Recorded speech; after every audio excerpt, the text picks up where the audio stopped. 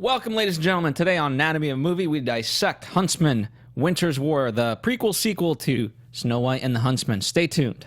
Welcome to Popcorn Talk, featuring movie discussion, news, and interviews. Popcorn Talk. We talk movies. That's right, ladies and gentlemen. Not only are we talking movies, we're talking Huntsman, the sans Snow White tale. Yeah. No Snow White, but we got a lot of other kind of snow in there in a way. A lot of snow indeed, thanks to Freya, aka Emily Blunt. We have Marisa Serafini here today. Hello, everyone. Yes, And I'm back. And I'm Phil Svitek. Welcome. Much like 300, Rise of an Empire, this is a prequel sequel. Yeah, but I liked this one though as a prequel. Prequel sequel. That's hashtag prequel sequel. I saw the first one, and I wasn't quite sold on the first one. I mean, the first Huntsman was, in a way, visually it was great.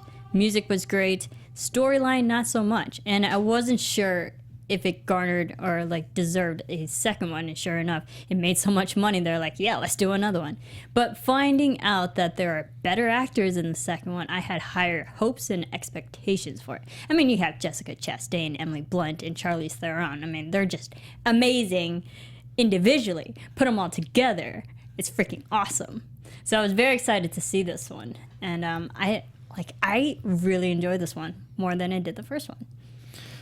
Yeah, I mean, this is one of those stories to me that the behind-the-scenes aspect of it is in many ways more interesting than the movie. But I did actually, here's one of the, I think the movie's not getting the recognition that it's not. Is it the greatest movie in the world? Not necessarily. No. But I think what they were able to do with it was fun.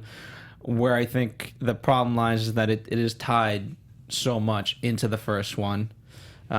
In both, and I'm also referring to the scandal of the first movie between Kristen Stewart and the director and everything else. So there's just too much history from a behind-the-scenes perspective that bogs it down, unfortunately.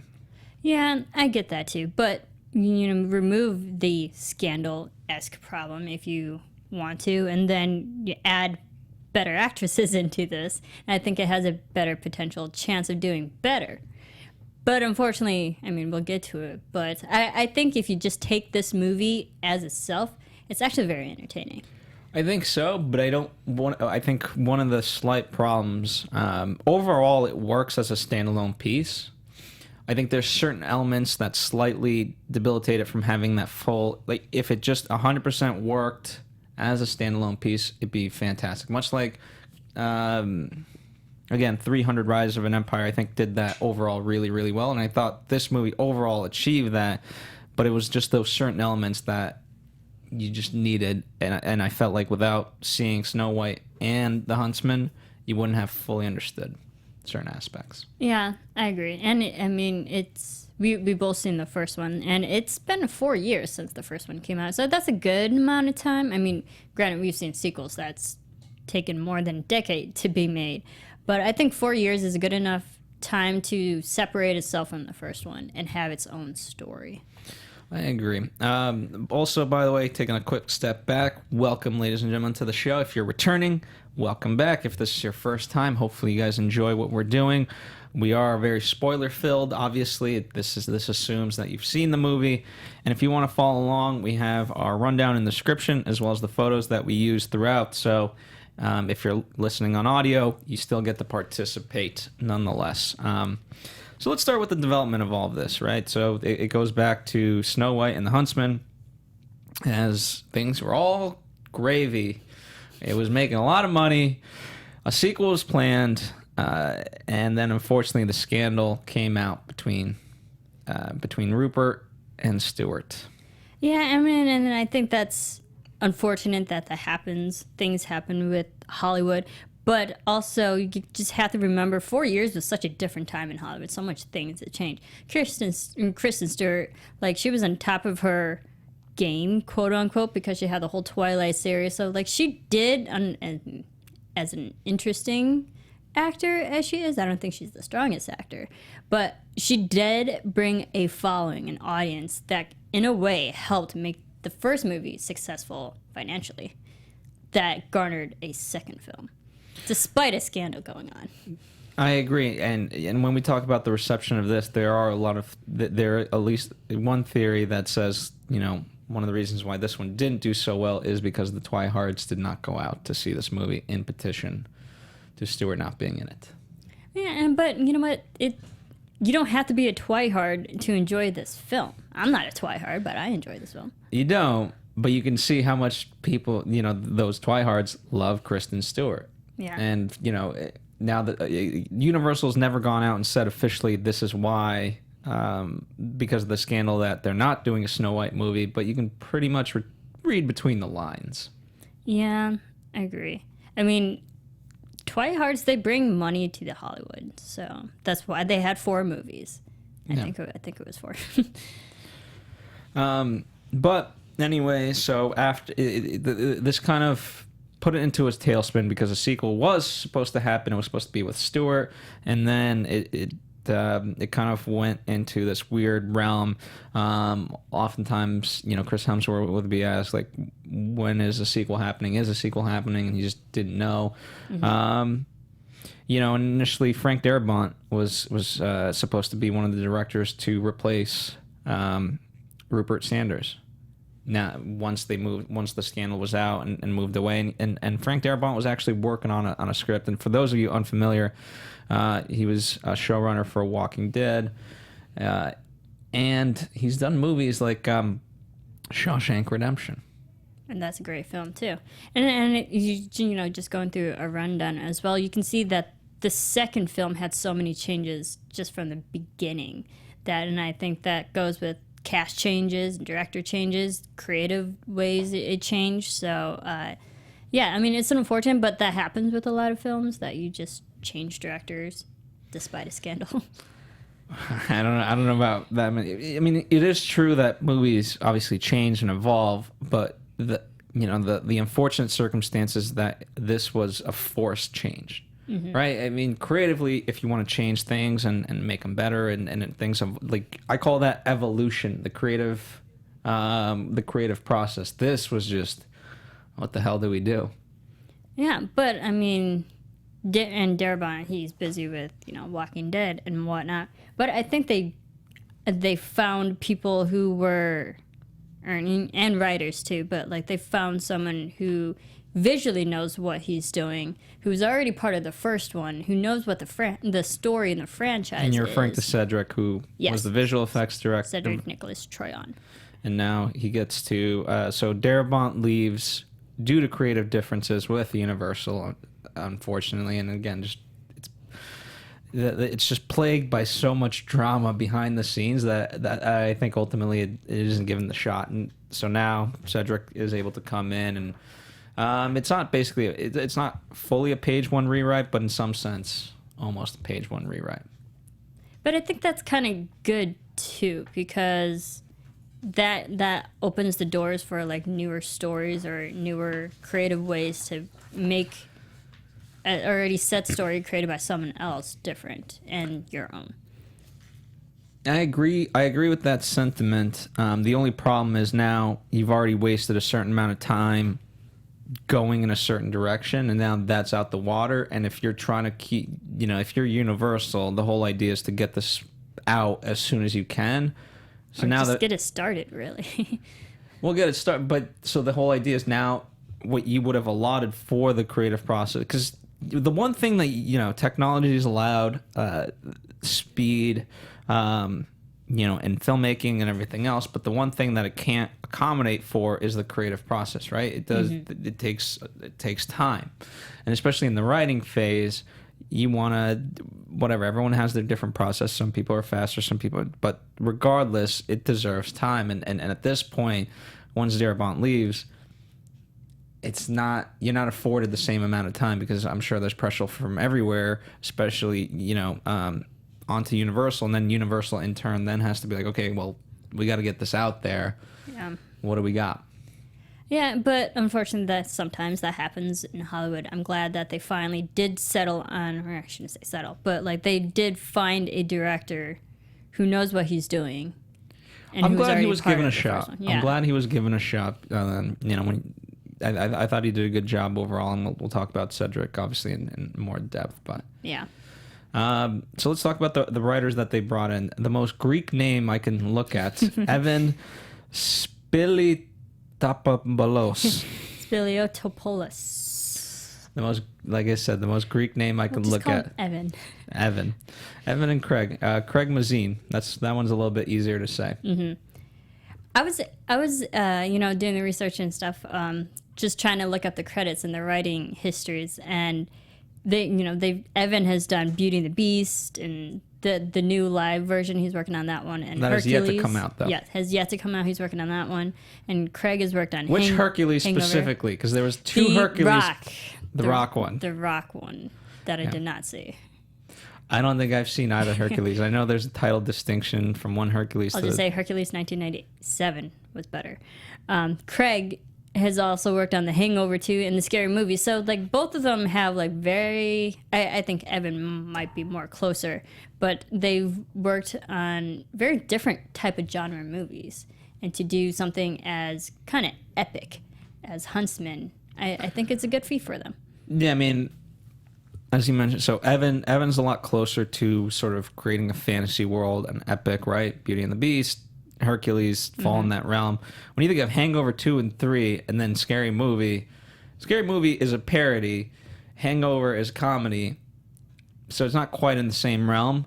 But, if I had to guess anything, I think Craig probably helped punch up, because Chris is a funny character in this movie, right? The Huntsman. Yeah. So I think that's where Craig's sensibilities would be best utilized is in punching that stuff up. Yeah, I agree. I think maybe because there was a lot of moments where we were laughing, but I think Craig might have helped with the dialogue of the comedy when it came to the dwarves and stuff, because I felt like the dwarves brought the levity to the show. They were fantastic, and especially Nick Frost. I mean, he's a comedic actor overall. The Cornetto trilogy, which includes The World's End. Why am I blanking? Anyway, check out his stuff. Shaun of the Dead. Shaun of the Dead. That's it. So obviously, very funny guy just in his own right, and then when you add that whole element to it, I thought it was fantastic. Yeah.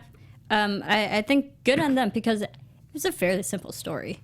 And you're tying it in a way back to the first one. I did like how, and we'll get into it, but like the movie started off with 20 minutes of this is what's happening in this world. And we're going to get literally 20 minutes of a voiceover and narration, which a lot of times if you overuse that, it could be just like, okay, we get it. But I clearly understood what was happening with this news story that they were establishing. Mm-hmm. So let's get into story, right? And we'll spend some time in this realm. One of the biggest through lines of this entire thing was Ravena's mirror, or gong, as I like to call it. Yes, the big shiny mirror. But you wrote in our rundown that it represents vanity, ego, and power, or evil power, as you so. Yes, evil power. I liked it because it was an element of the first one that they kept throughout. Because the first one, really, if I remember correctly, it set Ravenna off on her path of trying to find, Snow White and take her down and take her out, really. But then I kind of liked how they flipped it, and they used Freya to use that for her power in a sense, and like send her army out. So I liked how it went from like one character to another, but yet still represented the same evil power that both Ravenna and Freya had. Yeah, and I like that too.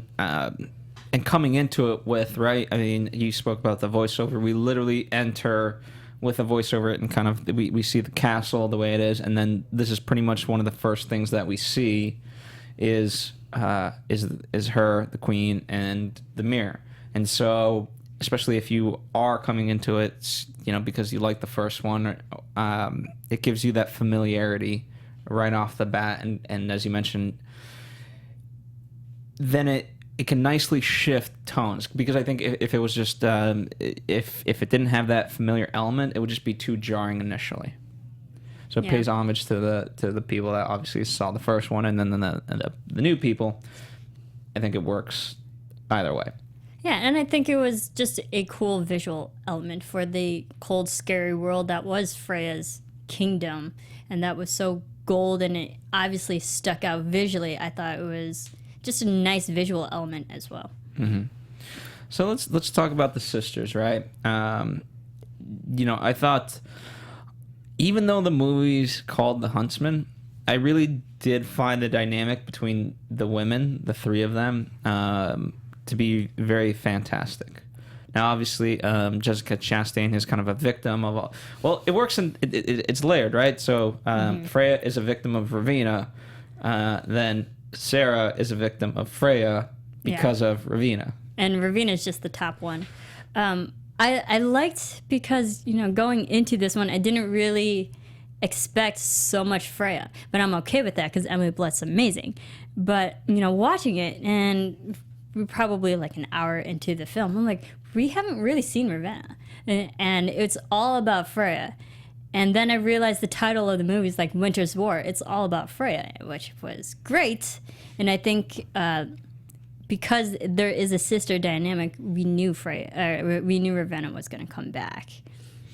Yeah, and how did you feel? Because in the first one, right, with Snow White, and obviously they took a very familiar story and kind of twisted it a little bit. But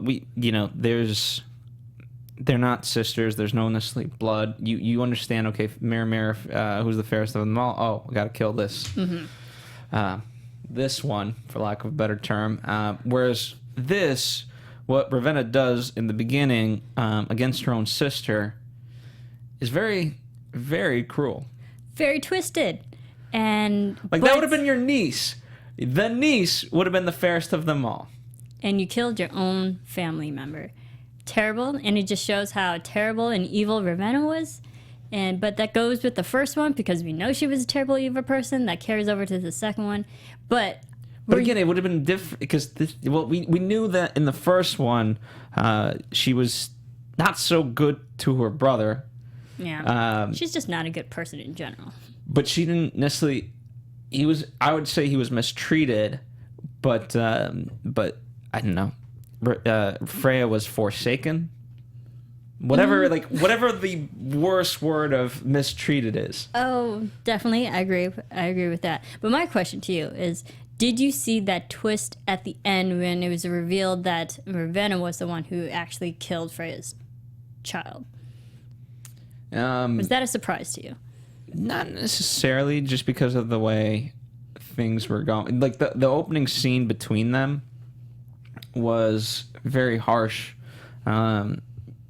The way, because Ravenna brought it up of you're dating this guy, so on and so forth, and it was a great scene, but there was a lot of tension in there, so it was almost like tough to watch in that respect, because again, you think of sisters, they're supposed to be loving. Yeah, and also this was now kind of the reverse of the chess game, right? So we just saw Ravenna use the chess game to basically kill somebody. And now they're sparring. They're using it as a sparring tool, and Freya calls her out like, "You always let me win." And then Ravenna, it's the whole thing. Like, Freya's not tough enough, and Ravenna wants her to be a little bit tougher. Yeah, and I mean, I get that too, but I personally wasn't really surprised at the end because we didn't get enough screen time with Freya and her husband and her lover more so. And I didn't believe that he would be an evil enough person to kill their own child. Yeah. It's like, that can't be right. And then when we keep watching the movie and Ravenna's gone forever, and I'm like, where is she? I had to believe that Ravenna had some part in Freya's being scorned and whatnot. I agree, and the interesting part would have been, again, this is just kind of a hypothetical, but in Ravenna's own terms, if she wanted Freya to be better, that would have meant the destruction of Ravenna. Yeah. I mean, that's what it would have led to. I don't know if she fully realizes that, but that's what she was really indicating. Yeah, but I think it went, well, not to jump ahead, but like the way it went down, I think it was great that it was both kind of who's really equal in the end. Yeah. So let's talk. So, she comes out of the mirror, and now she's brought into this, and, here's this great kingdom that Freya's amassed, and Ravenna just starts taking control, and then being like, "What? You're the master of this place. What? Just do what you need to do. Go on." But you're doing it a little too slow, so I'm going to take over. It's just it was so amazingly condescending in a good way. I thought, again, in terms of the strengths of this movie, anytime the women interacted in the movie, and especially those moments of Emily Blunt and Charlize Theron, were fantastic. Yeah, they're just great actresses in and of themselves. But I truly believe the tension between them, because now we have the reveal that Ravenna was the one who killed a child. That, like, I believe that Freya felt so bad that she just wanted to straight up kill her sister. And it was fun to watch as well. Sometimes you just got to kill a sister. Sometimes you do. Yeah, and I think, I don't think it was a big surprise in general that Ravenna was always alive. Now, granted, it's part prequel, and so you could say, oh, she's only in it for the prequel part, but obviously, if anyone's seen the trailers, they know that Ravenna was always going to be in the movie towards the end in one way, shape, or form. Yeah, and if you've seen, like, the marketing and whatnot, all the billboard posters and stuff, like, it's like you can't have Charlize Theron in only 20 minutes of the movie. You just can't. Yeah. So I thought they were fantastic.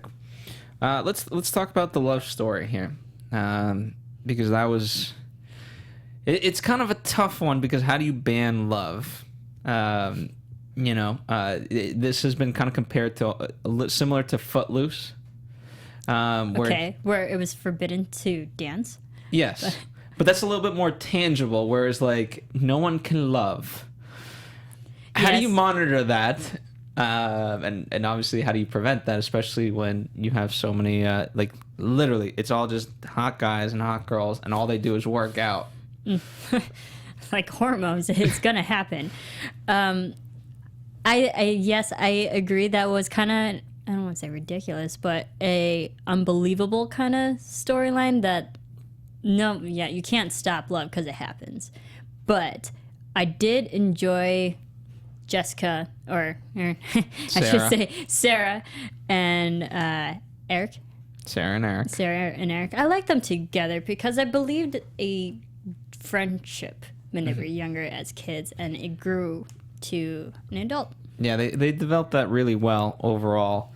The part that the part of the criticism that I would have for this movie is they do a really good job of establishing Freya and with her power, right, of the winter and cold and so forth.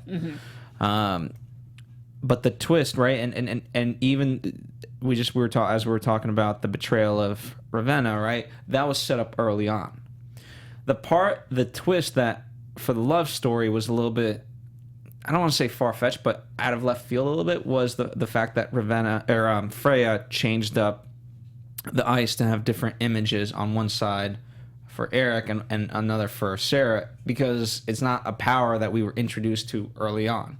At no point could we have guessed that. No, I like that too. But also, as an audience member, I was like, no way are they going to kill Sara in the first 20 minutes of the film.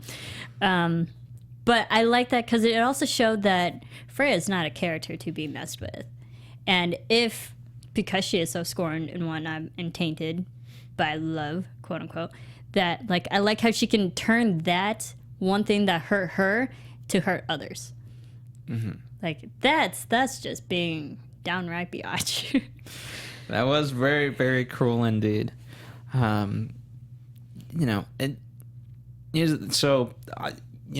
the things that you have to kind of also go along in terms of the love story is that now there's that whole chunk from Snow White and the Huntsman where Eric, that's basically him without Sara, right? And he's now dealing with it and moping, and that's why he's drunk in the first one, and now he's kind of getting over it, right? And Sara comes into his life, and he's all ecstatic. However, she's not so thrilled to kind of go along with it. And I wanted to get your take on that because it took a long time for them to rekindle it. Yeah, but it also took a while for the audience to realize that there were two different images that they both saw. And I like that because it made the audience wonder, like, oh, what happened? Because he truly thought you died, but yet she's angry at you for what reason? So I like that story reveal in a way, too. Yeah, and one of the techniques that works well is, one of the different things, right? It would have been a whole different scenario had they shown us both perspectives, but we pretty much stick with Eric for this entire thing, and we get his perspective on it, where she is dead. We don't know her perspective, so you are right in that sense that it works out really well as a technique of getting ahead of the audience. Yeah, but I like the moment when they do reunite and whatnot. Granted, there's tension going on, but you could still feel that they both truly cared for each other, no matter if they were arguing and whatnot. And then, obviously they work out their issues later. Yes, indeed. But it was good to kind of see that development of it. I really liked it. And maybe you can call it a strong woman. I don't know what I would chalk it up to, but I felt she was a little bit harsher on him. Because as soon as they did realize, okay, it was Freya that did this, then you would think, okay, well, you know. Yeah, I get that, but maybe it was just enough amount for her, because I don't think it was over the top or like, okay, forgive him already, because you did see moments throughout that there was that gentle moment where she was like, oh, that medallion that she gave him, so there were moments that like tied their relationship, like, oh, and it just showed like how much they truly mean to each other. So for the moments that she might have been a little harsh, they were equally balanced by a softer, more gentle moment. What I did like, so speaking of the medallion, I did like throughout their whole relationship, the medallion was obviously their symbol of love. It was their equivalent of a wedding ring, and they used these various symbols and motifs to really tie their love, right? So the whole idea was, I love the fact of she never misses. I like. And when she shoots him, again, if obviously if you're clever enough, you know that, oh, she never misses. She figured out some way. Or even if you don't, it's still an interesting moment nonetheless. And then you get the reveal of like, oh, she shot him in the medallion. Yeah, and I like that too, because also medallions symbolizes their love, and because she hit the medallion, in a way, their love saved him. They saved each other. That's right. And and this time again, right? So what was actually not, so where Freya fooled them the first time through visual manipulation, if you want to call it that, they fooled her this time around because she was there, and Sara literally just shoots, then gets, and she played it so well, Sara the character, but also Jessica, the actress playing Sara, of just turning away, being so like nonchalant and upset about it, and just being like, okay, it's done, let's get out of here. I agree. I love that whole 10-second moment though, because I think it was just shot beautifully from beginning to end, where there was that slow moment where she actually turns to shoot the arrow and then hits him and then walks away. I thought it was awesome because, I don't know, visually it just looked so cool how she turned and shot it in like one foul swoop. It's great. There you go. I can't disagree with you. I thought it was great. For some reason, that moment stuck with me throughout. I mean, there were other cool visual moments, but that was just like the way they filmed it was actually really cool. I agree. And I thought, in terms of set pieces, I really enjoyed obviously the ending piece. I thought the stuff that they did with the castle, and then climbing onto the roof, and then everything else, and then the ice wall eventually dealing with that. I thought it was a great kind of ending in the way it tied everyone together. Yeah, and I think, the just actual symbolism of a wall, you build up your wall, but you climb over it, or you break through the wall. So there was that actual literal element there that I think they really helped with the story. Yeah, and again, as I mentioned, I thought the women to me were very strong in this movie. So after Sara shoots Eric, that whole dynamic of like basically being the right hand person to Freya, I really liked that dynamic. I thought it worked really well, and they played with that. And I think they could have gone a little bit more, but at that point, the movie would have dragged, and so I understand why they didn't do it. Yeah, I also liked when, not to jump ahead, but when the mirror shattered, that was also shattering, just like evil is being destroyed in a way. Mm-hmm. Another cool visual. Yeah, no, absolutely. And so I thought it all worked out in the end really, really nicely. Yep, absolutely. Any other story elements that you want to discuss? I mean, overall, as you mentioned, it's a simple enough plot, which works to its advantage. Yeah. I don't want to say this like nitpicking, but like I felt like the stakes weren't super high, though. How would you? It was more so like sister versus sister, rather than sisters versus the lovers. And because they're on this whole mission of trying to find this mirror, it can't get into Freya's hands yet. Immediately it does. So I felt like even when things didn't go their way, like there wasn't a big enough fallout or something. Interesting. I mean, I think both movies in general have done a good job of laying out the land, and that visually, again. Yeah, I get what you're saying, and you just kind of have to interpret that as you may. By seeing all this land and things like that, and how many things have been conquered right throughout these whole two movies, you're supposed to perhaps get the scope of what this evilness does throughout all of this land to all the people. Yeah, because I mean the fact that Freya had like a huge kingdom in her own right, and it's up in the north, and yet Ravenna can have her own kingdom, and that's also huge. There's a lot of land to cover here. The stakes are pretty big. Very true. And we see in the first one, like, all the people who were part of Ravenna's kingdom, but, like, that had a downfall. Yeah. And then I didn't really see a full, complete downfall of Freya's kingdom. Well, we didn't need to, because there was a wins. resolve. Yeah, there love was wins. A resolve in that way. So, absolutely. All right, let's talk about the specific actors. Chris Hemsworth. So here's a picture just for you, Marisa. Oh, thank you. Wow. Am I really that shallow? There's a picture of Chris and his abs. Hey, listen. No, I understand the appeal of those are great abs. Those are great abs. I understand the demographic for this movie is female, and I understand this is why. This is Chris's appeal. In fairness, I did not go to see this movie just for Chris's abs, which we did not see in this film either. Were you disappointed? No, not really. Fair enough. Well, the interesting part is Glamour magazine ranked him number 7 on their list as sexiest men of 2013, but it was behind his brother Liam. Oh, wow. His younger brother? Interesting. Wow, topped by his younger brother. That's sad. But, one of the things he does say, all joking aside, was that, he's known for, obviously, Thor and the Avengers.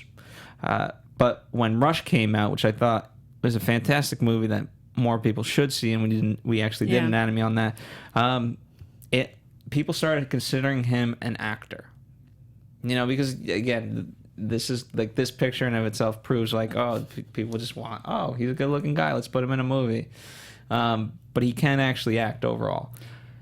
I agree. Rush was a great film, and it definitely shows that he deserves to, be on screen and have better, or like, not that this was a terrible role, but like he deserves good roles too. For the Huntsman, I felt like there wasn't enough character.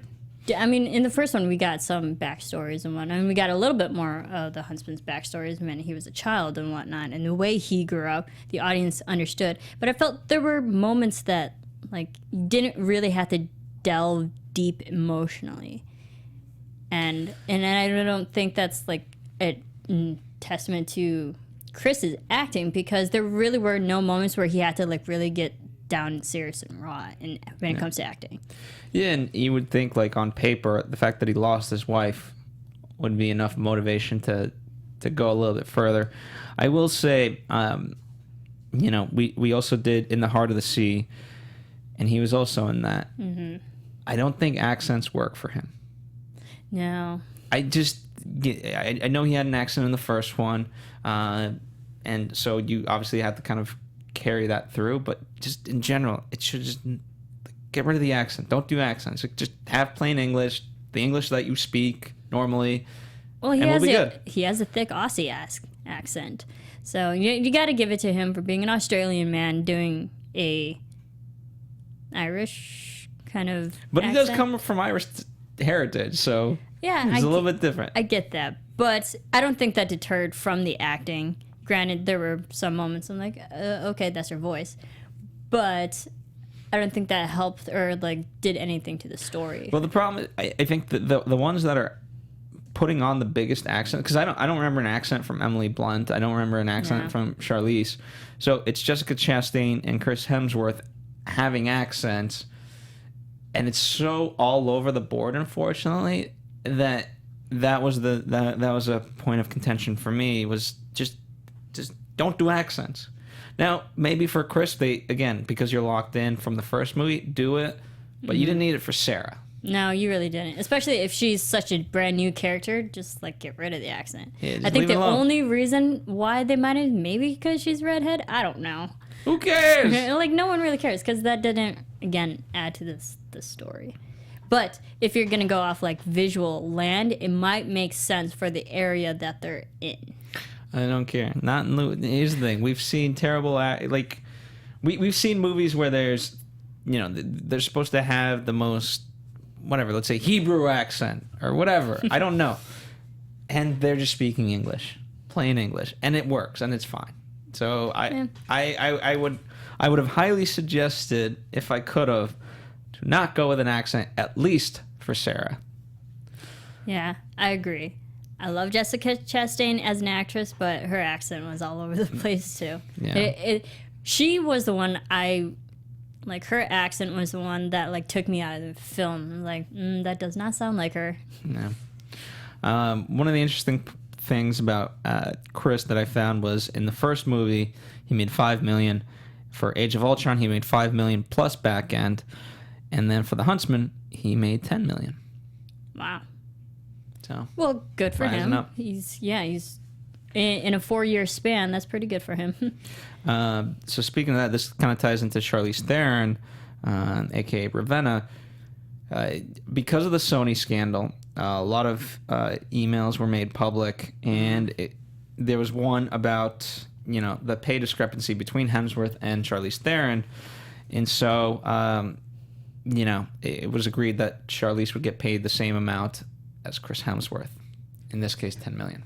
Well, good for her. I mean, she was a humongous story in the first one, and she really added to the second film. So yeah, good for her. She Stand brought up in for the what guys. you believe. The photo that we have of Charlize right now. It's I call it the best commercial for dairy. Oh my goodness, milk. No, because if you were a guy, right, in all the marketing for that movie, it had her coming out of whatever that was. Yeah. Nude, but covered in milk. Well, okay, so in fairness, maybe the first one was that drew the male attention for Charlize, and then the second one was like the female for Chris Hemsworth. There, you have yours to draw in, and I have mine. There you go. There you go. I'm willing to admit it. So anyway, she should get paid the same. Well, good for her. I mean, shoot, she's a big character, and she's done great acting, great films, and she's an Academy Award winner. So, yeah, she shouldn't have to be the one who's like, hey, I should be paid equally in this industry. Yes. Obviously, that is a big point of contention nowadays. And not fully started by Jennifer Lawrence, but obviously she's kind of part of the whole movement. Anyway, yeah. Jessica Chastain. Let's talk about her. Another amazing actress. Like, everyone's amazing in this film. That's just like the star power in this film is ridiculous. It is, and obviously, she's known for a lot. Most recently, The Martian, Zero Dark 30. That was really fantastic. The Help, and not as well known, but Most Violent Year. I thought she did really well in that movie, and it's a little bit underrated. So check it out. It's got Oscar Isaacs in it as well. Yeah, that was a fantastic film. Worth a watch. Her fantastic acting on her in that film. I think she's great. We talked about it before our show. We were. I think we were more surprised that she played such a strong character, warrior kind of character that us as viewers are not used to seeing her this kind of strong of a character. It's not even that. I mean, she played a very strong character in Zero Dark 30 and also in The Most Violent Year. But I think... Maybe strong physically. Maybe. I also think, she was contractually obligated to do this movie, which is kind of strange. As delicately as I can say it, I'm surprised that they picked, she's a fantastic actress, but from the perspective of a studio head, you would have thought that they would have gone for someone in their 20s. And one of the reason why I don't think they went that route, I think they wanted, because of the whole Kristen Stewart fiasco, they wanted to get all actors, the main actors, and that were nowhere. Not to say it in a rude way. Again, I don't mean this in a rude way, but again, just if you know Hollywood, it's not necessarily a normal casting to have Jessica Chastain in that love interest role. It's just not. Yeah. Hence why they picked Kristen Stewart for the first one. Yeah, and I think that's also what Hollywood always has this recurring problem, is that there's such an age gap between the male lead and a female lead. The female lead is usually always younger by a lot. And I think that Jennifer Lawrence right now, she's barely 25. She is 25.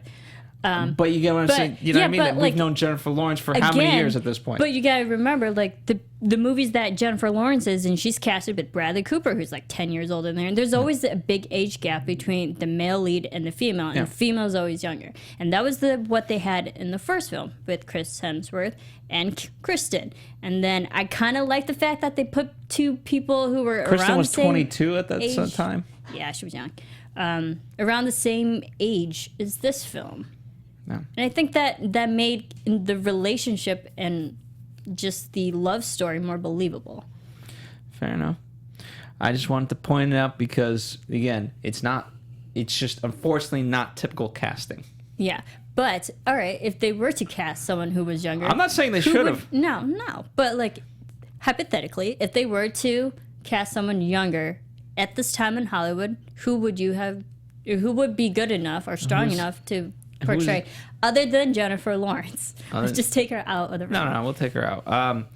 Zach, if you're willing to help me, who's in the Universal pool of actresses? Because it also comes down to that. I could obviously name various actresses, but are they in? You know what I mean? It's not that studios own actors in the way that they used to. Younger 20s redheads. I'm thinking Emma Stone's coming to mind. So yeah, she could be. She's a great actress. Are we specifically looking for a redhead? No, but 20-year-olds who are very strong actors who can also be physical as well. It's tough. I mean, I'm trying to think. Yeah, because you also, to a degree, you also need star power because they were able to use Jessica Chastain off the heels of The Martian to help market this movie. So yeah, I'm trying to think of besides a Shailene Woodley, besides a Jennifer Lawrence, who has that type of star power that could be considered equal to Jessica Chastain. I'm not sure. I'm blanking on it. I think you got them pretty much covered. Yeah. There you go. I mean, well, maybe. Oh my goodness, why am I blanking on her name? We've done Z for Zachariah. And Margot Robbie. Margot Robbie, maybe. But, I mean, she's 20 and she's a very strong actress. Yeah, she's also very busy. She is part of. She is in the. You are correct. She is because Focus was a Universal picture. Okay. See, yeah, okay. I was just wondering because age difference and age gaps that they didn't have in this. Emma film. Watson. What's Emma she would be doing? great. She's doing Beauty and the Beast. Anyway, there you go. Let us know your list. There we go. So terrible. We're finding replacements for Jessica Chastain. No, but she's amazing. I'm glad that they got Jessica because she was fun to watch. And props for her. I mean, she looked great in the wardrobe and fighting. She was equally fighting right next to Chris Hemsworth and doing like everything that he was doing, probably in heels backwards, just like Ginger Rogers. But I think she did a great job for what she was given for the character. They already made her a strong character from the get-go, and she was very consistent throughout the film. I agree. So Emily Blunt, let's talk about her. Amazing. I thought she did fantastic. I've seen just about, if not every Emily Blunt film ever made that she's ever done. Like, literally, and I own just about every movie of hers. Do you own Cesario? Sicario? Actually, Sicario. no, I have to buy that one. See? But I've either seen or own, like, all of her films. Well, some of them include Edge of Tomorrow with Tom Cruise, Looper, and one of the more famous ones for her out of the bunch is Devil Wears Prada. Yes. But she's great, too. She can do comedy, and she can do action. She's done a lot of action. But I liked how she played a soft, jaded person, but it was so She's kind of cold. unrecognizable in a way. A little bit. Like I couldn't didn't tell see from the... Emily Blunt. I saw someone who was truly hurt. This woman who's been, she had a crappy life and bad situations happened to her. And I think that was just great acting on Emily's part where I saw just a whole different character. Yeah, I thought she did an absolute fantastic job. And again, I think with the makeup and the costumes, which we'll talk about, I couldn't. I knew she was her, but if I didn't know that, I wouldn't have necessarily picked it out. Yeah. So kudos to them for kind of transcending that. I liked Queen Freya though, like just the character in and of herself, because there were moments where she was in a way the mother nurturing, but you couldn't trust her because you knew she had evil tendencies. And then when someone pissed her off, like she actually frees them, like boom, really cool, really cold, literally. I think villains need to also rethink their strategy because she's amassing this army, and eventually, if she has her way, the world will end. Mm-hmm. Because there's no parents to make babies. And and their parents are gone. So just saying, might want to, let's think long term here, Freya. True. But I liked watching because we got so much time with Freya, and she's really the main antagonist of this film. Hence Winter's War. But so I was watching it, and I'm literally thinking to myself, it's like, she's just as evil as her sister in certain ways. In certain ways, but not in all the ways. Yeah, not in in the all ways ways. that truly count for evilness. But yeah, there were moments I was like, so who's really more evil, Freya or Ravenna? Oh, Ravenna by far. The difference is, right, in this... So, Queen Freya, right, every time she said, like, no love and this and that, you knew in her heart of hearts that she didn't necessarily believe that. Or she didn't necessarily want... Like, she wanted to not like love, but deep down she really loved love and wanted to have love herself. Yeah. Whereas Ravenna, when she says, like, I hate everybody or whatever, like, not that necessarily quote from the movie, but you believe her and you're like, oh, you really do hate everybody. Mm-hmm. Yeah. I saw it from Freya that she was just very jealous. And that was the main reason why. Because, like, she wanted love so bad, but she couldn't have it. So because she couldn't have it, she didn't allow anyone else to have it either. If she couldn't have it, no one else can. Absolutely. I 100% agree. So, you know what? To me, there's no competition. Ravenna is by far, she deserves death. Freya just deserves love. She just needs a hug. Yeah, she does. Maybe from the dwarfs. Those dwarfs were so funny.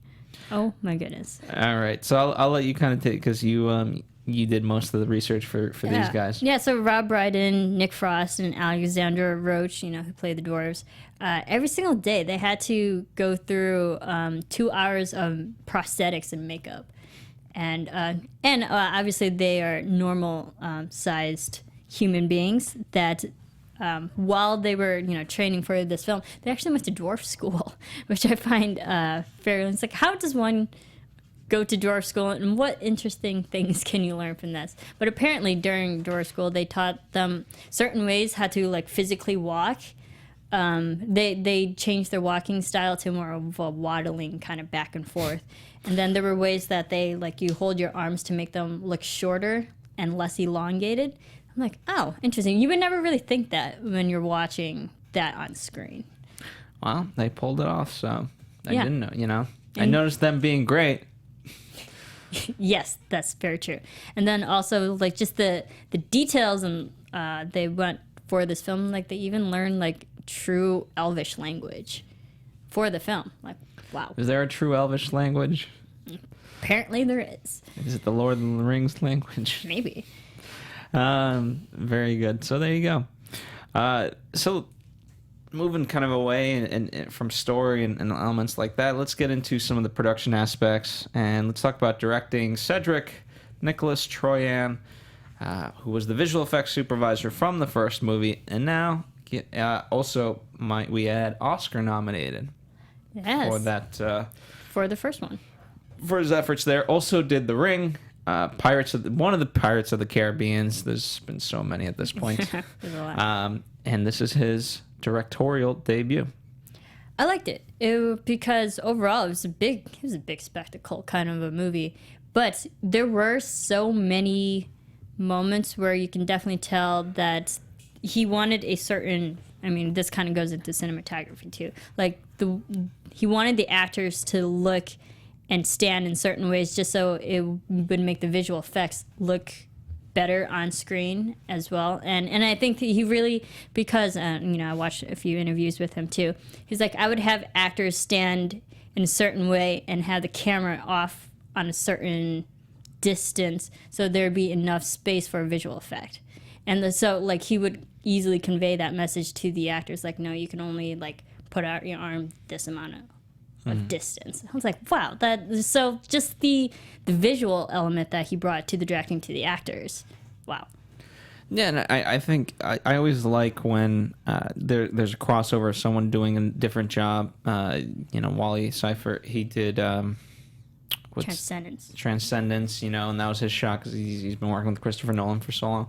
But I think for this one, I do question, stuff like that, if he was too focused on the visual stuff and not enough, and maybe it was an element that he wasn't allowed. Maybe he was too scared. I don't know what the case is, but really, and especially when you're a first-time director and you're working with that star-studded cast, you can see, like, how do I tell them certain elements about acting, right? Because they're the people that know how to act. Yeah. I'm the person that knows how to visually capture it, so why don't we just combine the two? And I think perhaps it suffered just slightly if he could have molded the performances. Well, I think they all, like, again, this was such a star power of cast that I think they all just had their moments of awesomeness themselves that they really didn't, because they have amazing accolades in and of themselves, that I don't think that hindered their characters or their acting performances, because they were all just individually awesome. Mm-hmm.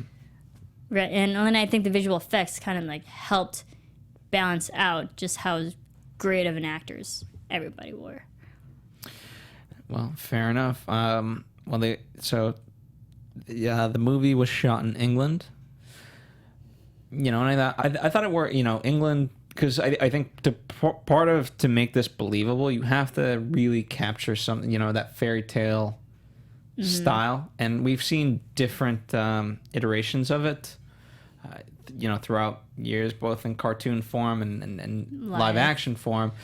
But I thought, again, in terms of visual, they really did capture it, and especially kind of where they shot. They chose their locations well. Yeah, is what I'll say. I agree. I mean, like, basically everything was pretty much outside. I mean, there were some showdown moments that were, like, inside in interiors, but we saw a lot of landscape.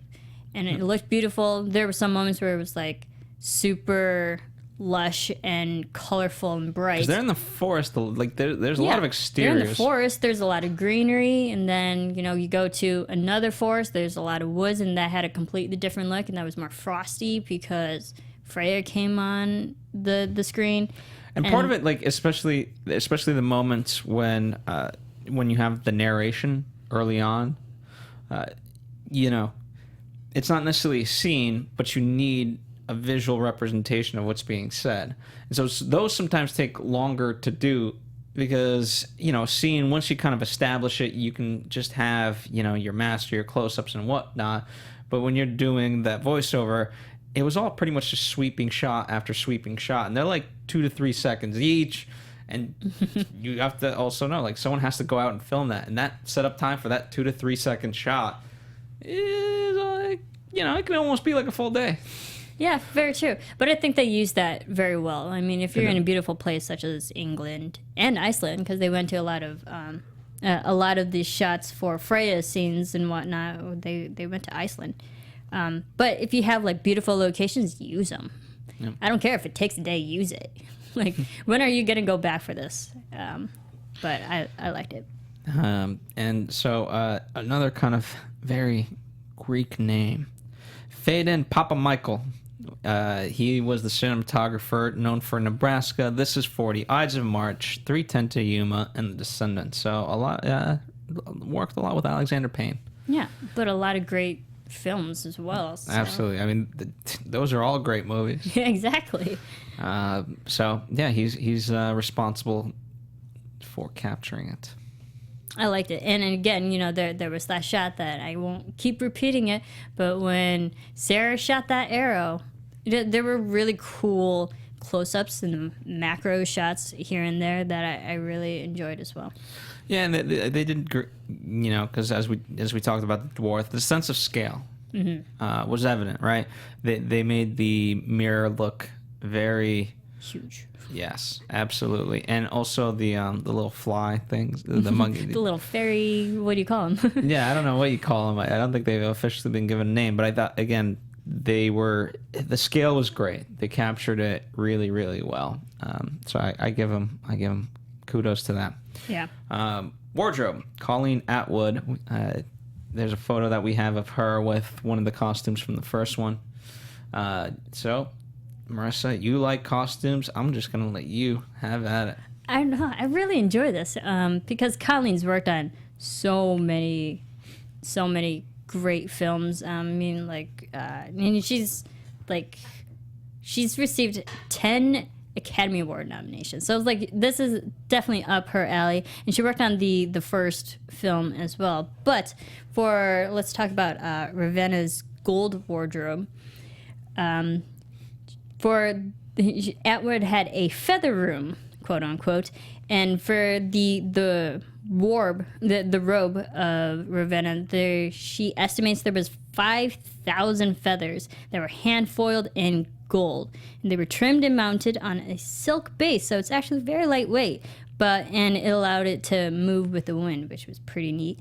And it strips of leather that are put together in a way that's in a sense, vertical Venetian blinds. Mm-hmm. And when you look at it, it turns different in the lighting scheme. But it has the quality of liquid gold, which I definitely felt when we were watching Ravenna just walk around and like, whoosh. That's all I can think of. Beautiful, though. But as light as you think as feathers, it wasn't as light, but it was like 50 pounds. That looked like a heavy rope. A feather is light. 5,000 feathers. 5,000 is not. Adds up. So, yeah, it equaled out to 50 pounds, which is pretty cool. For Freya's wardrobe, she used more of a cool palette and different types of materials like aluminum fabric. And the bodice is cut plastic, she says, and the tubing that they used, like the tubings that they use in aquariums, and silver leather. And some of the leather had spikes on it with aquarium toothing cut at angles and applied to the leather to look like ice. And she also said the way she purposely placed them in like a vertical way so it would like show a direction towards the ice when it moved. You would never think that. And then also Freya's headpiece, she created out of tiny feathers that she actually printed from 3D printers. Gotta let What? 3D printers nowadays. I'm so amazed. What we're gonna be able to do with these things is just fantastic. That was a cool face mask, though. She said she kind of got the inspiration like Mardi Gras, but she didn't want it exactly looking like Mardi Gras. So yeah, those feathers were printed out of 3D. Holy crap! And she avoided any references to Elsa from Frozen. Understandably so. Yeah, because there's already been comparisons made. Yep. And so you just try to fight that as much as you can. Yeah, and so Freya's skirt was also made out of aluminum fabric and to look like crystals. And the way that she cut it, again, it had a two-tone effect when it came to the lighting. So it would look one color, change a different direction, and look a completely different color.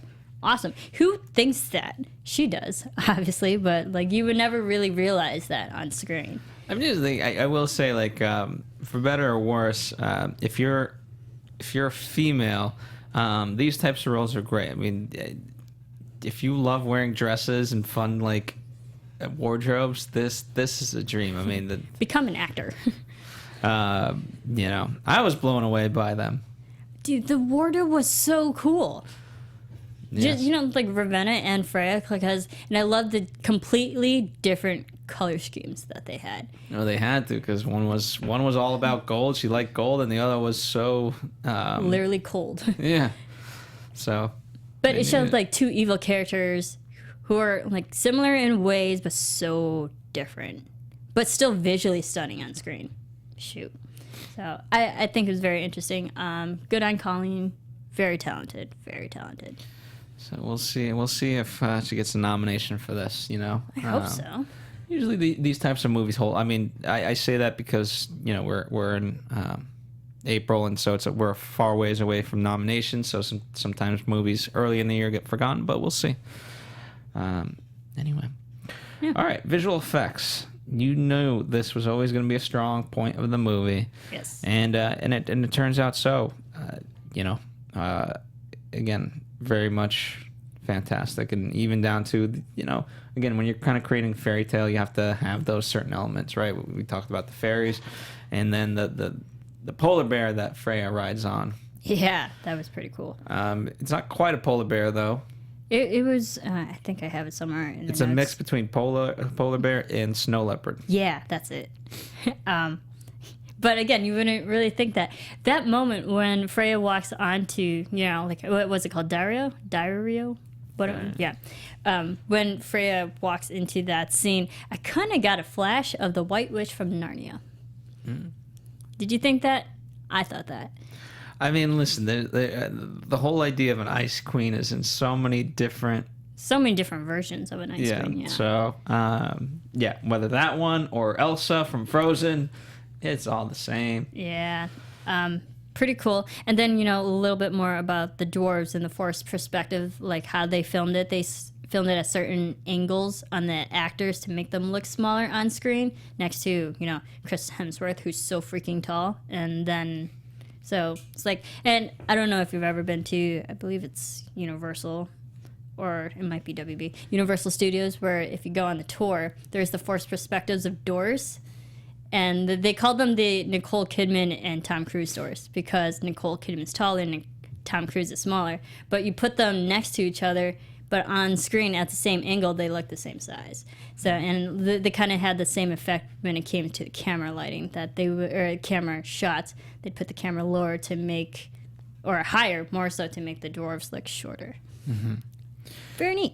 Yeah, I agree. And also, let's talk about the Goblin King. Yes, that it was funny.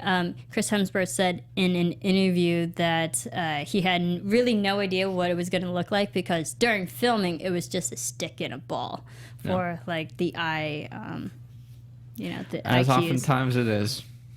Yeah, but so Double Negative, where it was a big production company that worked on this for the visual effects, but they used they had a stand-in who wore the suit, and they captured in 3D position and for the film, and Chris Hemsworth said it looked scary, and the look of Goblin King, they wanted it like a mix between like a monkey and what was the other one?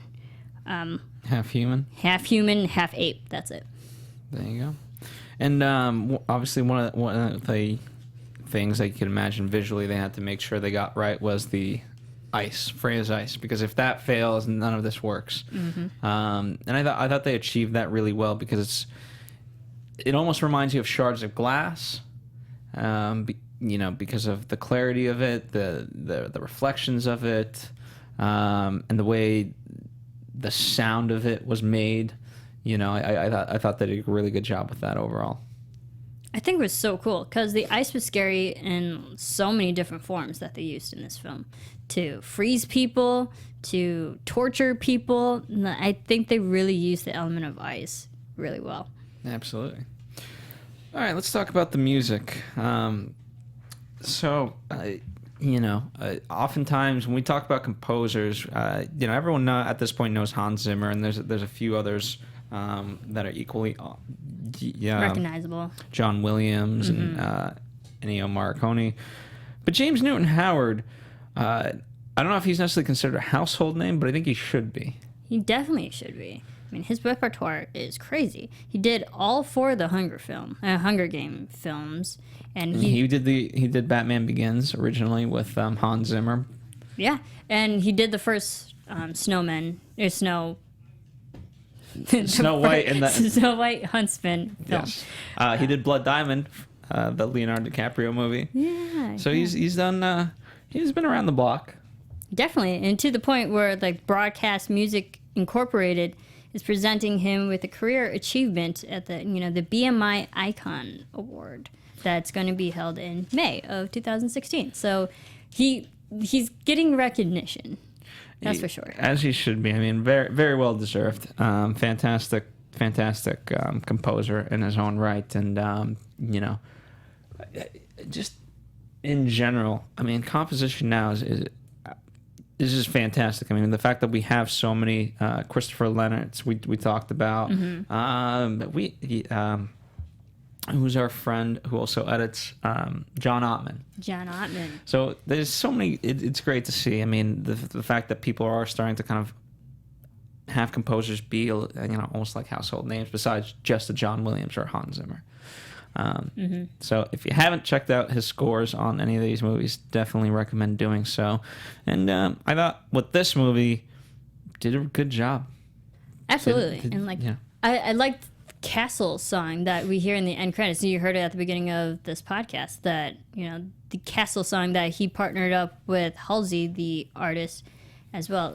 That was the credit song I really liked, because even in the first film I loved the music as well, because the credits of the first film was with Florence and the Machine, which is fantastic. I listened to that song on repeat. It was amazing. And I liked how the end credits of this film kind of had an awesome music score to it as well. Mm-hmm. Indeed. So definitely worth checking out just for that. So let's talk about the promotion of all of this. Very much as we talked about, they use the star power of this. So there's a bunch of posters that we have, each one kind of highlighting the various characters, and there's one kind of all-encompassing with everyone. Universal is one of those studios that doesn't put out their marketing budget. However, it's estimated based on good analysis that it's about $70 million was put into this. Now, some are speculating that might be slightly less, only because Universal, didn't necessarily. They knew that it wasn't necessarily going to do as well, so they didn't want to necessarily put too much to marketing. So, all that to say, we don't necessarily know the budget, but to the best guess that we can, educated wise, it's $70 million. Which is still a good chunk of that's a good amount. But also, I mean, you have a better start star-studded cast in this film. I saw promotions and just like physical prints and promotions in malls and stores and movie theaters since like November, December 2015. So they've been promoting this film for a long time. I agree, and it was good, but here's the problem, right? Kristen Stewart, I think, unfortunately, is bigger than Emily Blunt and Jessica Chastain. It's just, think like the it's hard to agree with that because financially, the first one did do better. There's literally an article that came out, and I have the link for it included in the rundown. But yeah, that I don't know if this is 100% true, but if the Twihards are rebelling against this movie because Kristen Stewart's not in it and they're not seeing it, but this article makes a great case for that. Because if we talk about the numbers, right, not so good. Right now, worldwide, 102 against a $115 million budget plus an estimated $70 million for marketing. Yeah. So they unfortunately still have a long ways to go. And the way if you think about it, for a film, that's not terrible either, though. It's not, but you have a lot going into. The first one ended up. It had a big overhead, that's for sure. Yeah, the first one made what, $400 million. Or around 400 million. So, this could make back. They're estimating that it could make up as 30 million in home sales, which includes DVDs, which includes rentals, so on and so forth. Yeah. So it'll have stuff there, but just in terms of the opening weekend, it was down 65% than the original. Wow. So, and that's a big gap too. Yeah. Do you think it's also because, like, granted, you take Kristen out, but a 4-year difference as well from the sequel to the? I don't think it's necessarily that. I will say the one thing that it's not its own fault. It's going up against The Jungle Book. Mm-hmm. Dear Lord, everyone loves that movie. Second week of The Jungle Book, yeah. Yeah, but everyone loves The Jungle Book. That was a great film. So it's one of those things. Like, when would you have put it? I don't know. Maybe you put it earlier. I would definitely not put it anywhere closer to Civil War. No. Then you're getting X-Men. I wouldn't go anywhere near the summer months. It's they could have released it maybe in like October, November, winter. Yeah. Winter going off of winter. Yeah, but they weren't ready. They weren't. Maybe February would have worked, but I think it's just a lot of unfortunate events. But at the end of the day, though, 17% on Rotten Tomatoes. So critics are not liking this movie. That's like certified dead. That's terrible. But honestly, I think this film deserves way more than 17%. I wouldn't give it as low as 17%. I think critics. I think critics could have given it like a 45. Yeah, at least. I would say like anywhere from like 40s, 50s. Yeah, but not 17. That's just like a low blow. That is a terrible low blow. Cinema score, not terrible. It's a B+. B+, yeah. So I think that's probably what I would give it. It's not a terrible score either, though. No, I think the B+ is much more reflective of where it is as a movie. Mm-hmm. But again, I think just in general, right now, because of the critics, it's getting slammed, and also just The Jungle Book. That's Jungle Book. Jungle Book. It's too good. But in terms of having another franchise, but really, like, what kind of demographic is the Huntsman bringing in? Would it be the exact same demographic as the Twihards? I think so. Yeah, it's fantasy. I'm just wondering. It's like, because we have more, like, you have Charlize, Emily, and Jessica Chastain. I feel like they bring an older demographic too, because they are so. Acting wise, I feel like they might bring like the 30-year-olds. Nah, not so much. I guess not. So yeah, I think this is definitely the last Huntsman, Snow White. We'll see. At least from Universal. It might get revamped, rebooted in some way, shape, or form, but I think in terms of this universe, it's over, unfortunately. Yeah. But I did enjoy this film because I've wanted to see this film for a long time. And like I knew when they were filming this because I am a big fan of Jessica and Emily. Like I followed their careers. So like I knew that there was a whole second film, and I was very excited because to know who was in it and then actually see it now. Overall, it's not a bad movie. No, and the nice part is, regardless of what actually may happen, it feels complete. Mm-hmm. You know, and so I can walk away with it, and whatever the problems may have been, I can take 1 and 2 and be like, okay, they told their story, and they overall accomplished their goal. So I can be happy with that. I think so too. And I think the storyline for this film, there was a resolve at the end too. Nothing was really left open-handed or like open-ended more so. Yeah, because, you know, and we told, if nothing else, through the 2 movies, we've told Derek's story. Yeah. And, you know, now we know. Yeah. Ravenna is complete. She's gone. She better be. All right, so that about does it for us today. Let us know your guys' thoughts in the comments section. That's why we love doing what we love. That's why we love doing this, because we talk about it. We kind of obviously dissect it. We go in depth with it. Mm-hmm. But you guys get to participate, and whether that's live, whether that's right after, you know, it's kind of posted on demand, or just 6 months from the time the movie came out. The movies obviously are very much evergreen. So at any given point, once you've seen this movie, just comment and let us know. Let us know your guys' thoughts. I enjoy discussing this. Let us know what you thought the strengths of the movie were, what the faults of the movie were. Would you like to see a third one? And if so, what could be an interesting storyline? I think that could be fun. If this is your first time joining us, thank you so much. Hopefully you'll come back for more. If you're returning, you know the drill. We appreciate you guys coming back, and come back next time you see a movie that we talk about. In the meantime, Marisa, where can people follow you? You can follow me on Twitter at Serafini TV. That's right. And follow us here at the Popcorn Talk and Movie Anatomy. There's so many great shows that we have on the Popcorn Talk Network. Meet the Movie Press, Jedi Alliance, Action Movie Anatomy, Otaku Movie Anatomy, Video Game Anatomy. A lot of anatomies. But even in there, we have DC Movie News, Marvel Movie News, Disney Movie News, so on and so forth. And right now we're playing Let It Go because there's been so many comparisons made to Elsa and Freya. And we're going to let you go, and we're going to let you let us go. Bye.